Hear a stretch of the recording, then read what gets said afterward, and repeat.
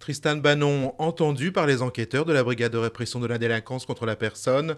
La jeune femme accuse Dominique Strauss-Kahn d'avoir tenté de la violer en 2003 dans un appartement parisien. Une audition qui intervient alors que l'enquête aux États-Unis contre l'ancien directeur du FMI est fragilisée par des doutes quant à la crédibilité de la plaignante. Au moins 100 morts dans le naufrage d'un bateau de croisière sur la Volga, dimanche dans la République russe du Tatarstan. Pour l'heure, 64 corps ont été remontés à la surface. 208 personnes, dont 60 enfants, se trouvaient à bord. Mardi a été décrétée journée de deuil national.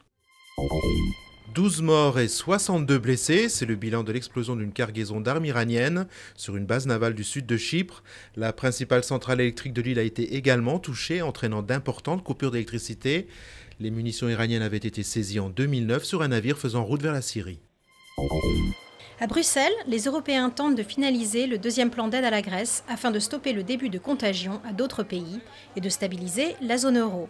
La Commission veut notamment interdire aux agences de notation d'évaluer un pays faisant l'objet d'un plan d'aide internationale. 365 500, c'est le nombre de nouveaux cas de cancer attendus en 2011 en France, soit 1000 par jour selon les estimations de l'Institut de veille sanitaire, un chiffre en augmentation de plus de 2% par rapport à 2010, qui masque un aspect très préoccupant, la très forte hausse des cancers du poumon chez la femme, plus 20% par rapport à l'année dernière.